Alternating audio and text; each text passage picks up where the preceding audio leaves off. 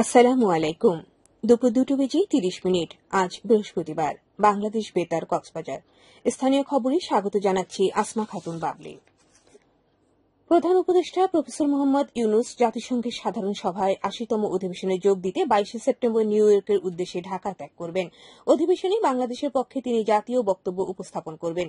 এছাড়া উচ্চ স্তরের একাধিক বৈঠকে অংশ নেবেন এবং বেশ কয়েকটি গুরুত্বপূর্ণ বৈশ্বিক অনুষ্ঠানে দেশের প্রতিনিধিত্ব করবেন। পররাষ্ট্র উপদেষ্টা মোহাম্মদ তৌহিদ হোসেন গতকাল রাজধানীর ফরেন সার্ভিস একাডেমির সাংবাদিকদের ব্রিফিংকালে এই তথ্য নিশ্চিত করেন। তিনি জানান, প্রধান উপদেষ্টা প্রফেসর মোহাম্মদ ইউনুস ২৬ সেপ্টেম্বর সাধারণ সভায় ভাষণ দেবেন। প্রধান উপদেষ্টা তার বক্তৃতায় অন্তর্বর্তী সরকারের সংস্কার উদ্যোগ, ২০২৪ সালের জুলাই মাসের গণ আন্দোলনের আকাঙ্ক্ষা ও ফেব্রুয়ারি ২০২৬ সুষ্ঠু, অবাধ ও সার্বজনীন নির্বাচন আয়োজনে দৃঢ় প্রতিশ্রুতির বিষয় তুলে ধরবেন বলে আশা করা হচ্ছে। এছাড়া এবারে জাতিসংঘের সাধারণ সভা বাংলাদেশের জন্য বিশেষ গুরুত্বপূর্ণ। আগামী ৩০ সেপ্টেম্বর জাতিসংঘ প্রথমবারের মতো মিয়ানমারের রোহিঙ্গা মুসলমান ও অন্যান্য সংখ্যালঘু পরিস্থিতি বিষয়ক উচ্চ স্তরের সম্মেলন আয়োজন করবেন। উল্লেখ্য, বাংলাদেশে গত আগস্ট মাসে কক্সবাজার আন্তর্জাতিক অংশীদার ও রোহিঙ্গা প্রতিনিধির সঙ্গে প্রথমবারের মতো পার্টনার্স ডায়ালগ আয়োজন করা হয়। মহেশখালীতে আসন্ন শারদীয় দুর্গাপূজা উপলক্ষে আইন শৃঙ্খলা বিষয়ক সভা অনুষ্ঠিত হয়েছে। সভায় শারদীয় দুর্গাপূজায় যৌথ বাহিনীর টহল জোরদার ও যেকোনো বিশৃঙ্খলা কঠোর হাতে দমনের সিদ্ধান্ত গৃহীত হয়েছে। উপজেলা প্রশাসনের আয়োজনে আজ উপজেলা পরিষদ মিলনায়তনে অনুষ্ঠিত এই সভায় সভাপতিত্ব করেন উপজেলা নির্বাহী কর্মকর্তা মোহাম্মদ হেদায়েতুল্লাহ। এ সময় পুলিশ পরিদর্শক ও মহেশখালী নৌবাহিনীর কন্টিনজেন্টাল কমান্ডার সহ সনাতনী সম্প্রদায়ের নেতৃত্ববৃন্দ উপস্থিত ছিলেন। উখিয়ায় কমিউনিটি ক্লিনিকের স্বাস্থ্য সেবার উন্নয়ন বিষয়ক সমন্বয় ও পরিকল্পনা সভা অনুষ্ঠিত হয়েছে। আজ উপজেলা স্বাস্থ্য বিষয়ক সহযোগিতায় বেসরকারি উন্নয়ন সংস্থা ওয়ার্ল্ড ভিশন বাংলাদেশ জালিয়াপালং ইউনিয়নের ডেলপাড়া কমিউনিটি ক্লিনিক সংলগ্ন এলাকায় এই সভা আয়োজন করে। এতে প্রধান অতিথি ছিলেন উপজেলা স্বাস্থ্য ও পরিবার পরিকল্পনা কর্মকর্তা ডাক্তার নাসরিন জেবিন।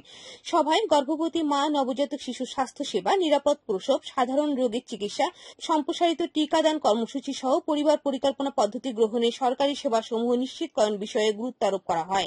এই সময় উপজেলা স্বাস্থ্য কমপ্লেক্সের আবাসিক medical officer, world vision Bangladesh এর কোঅর্ডিনেটর, উপজেলা স্বাস্থ্য পরিদর্শক, মিডওয়াইফ ও জনপ্রতিনিধি সহ সংশ্লিষ্টরা উপস্থিত ছিলেন। টেকনাফ উপজেলার নীলা ইউনিয়ন পরিষদের উদ্যোগে খাদ্য বান্ধব কর্মসূচির আওতায় নিম্নবিত্ত পরিবারের মাঝে চাল বিতরণ কর্মসূচি উদ্বোধন করা হয়েছে। আজ ইউনিয়ন পরিষদ কার্যালয় প্রাঙ্গণে নীলা ইউনিয়ন পরিষদের ভারপ্রাপ্ত চেয়ারম্যান মোহাম্মদ আলী চাল বিতরণ কার্যক্রম উদ্বোধন করেন। এ সময় ইউনিয়ন সদস্য, ইউপি সচিব, উপকারভোগী ও সংশ্লিষ্টরা উপস্থিত ছিলেন। চেয়ারম্যান জানান, প্রতিটি নিম্নবিত্ত পরিবারে প্রতি কেজি ১৫ টাকা করে প্রতি মাসে ৩০ কেজি চাল পাবেন। এই কর্মসূচি ২ বছর পর্যন্ত চলবে বলে জানান তিনি। মহেশখালীতে উপজেলা প্রশাসনের উদ্যোগে গণশুনানি ও হুইল চেয়ার বিতরণ অনুষ্ঠিত হয়েছে। উপজেলা প্রশাসনের আয়োজনে গতকাল উপজেলা নির্বাহী কর্মকর্তা কার্যালয়ে এই গণশুনানি অনুষ্ঠিত হয়েছে। উপজেলা নির্বাহী কর্মকর্তা ও নির্বাহী ম্যাজিস্ট্রেট মোহাম্মদ হেদায়েতুল্লাহ সভাপতিত্বে এই গণশুনানিতে সরকারি কর্মকর্তা ও বিভিন্ন শ্রেণী পেশার প্রতিনিধি সহ আবেদনকারীরা উপস্থিত ছিলেন। এতে 10টি অভিযোগের মীমাংসার মাধ্যমে নিষ্পত্তি করা হয়। পরে উপজেলা নির্বাহী কর্মকর্তা প্রতিবন্ধী অসচ্ছল ব্যক্তিদের মধ্যে হুইল চেয়ার বিতরণ করেন। আবহাওয়া। আগামীকাল দুপুর 12টা পর্যন্ত 24 ঘন্টার পূর্বাভাসে বলা হয়েছে, আকাশ অস্থায়ীভাবে মেঘলা থেকে মেঘাচ্ছন্ন থাকতে পারে। সেই সাথে অধিকাংশ জায়গায় অস্থায়ীভাবে দমকা হাওয়া সহ হালকা থেকে মাঝারি ধরনের বৃষ্টি অথবা বজ্রসহ বৃষ্টি হতে পারে। কক্সবাজার সমুদ্র বন্দরের জন্য কোনো সতর্ক সংকেত নেই। আগামী 24 ঘন্টায় দিন ও রাতে তাপমাত্রা প্রায় অপরিবর্তিত থাকতে পারে। আজ সূর্য অস্ত যাবে সন্ধ্যে 5:53। আগামীকাল সূর্যোদয় হবে ভোর 5:41। আজকে সর্বনিম্ন তাপমাত্রা ছিল 25.7 ডিগ্রি সেলসিয়াস এবং সর্বোচ্চ তাপমাত্রা ছিল 33 ডিগ্রি সেলসিয়াস। এখন জানিয়ে দিচ্ছি বাঁকখালী নদীর মোহনা ও সংলগ্ন এলাকার সামুদ্রিক জোয়ার ভাটার সময়সূচি।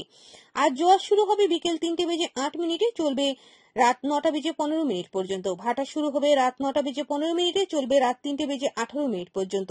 পুনরায় জোয়ার শুরু হবে রাত 3:18, চলবে আগামীকাল সকাল 9:23 পর্যন্ত। খবর শেষ হলো। আমাদের পরবর্তী খবর প্রচারিত হবে আজ বিকেল 4:30 ইংরেজিতে।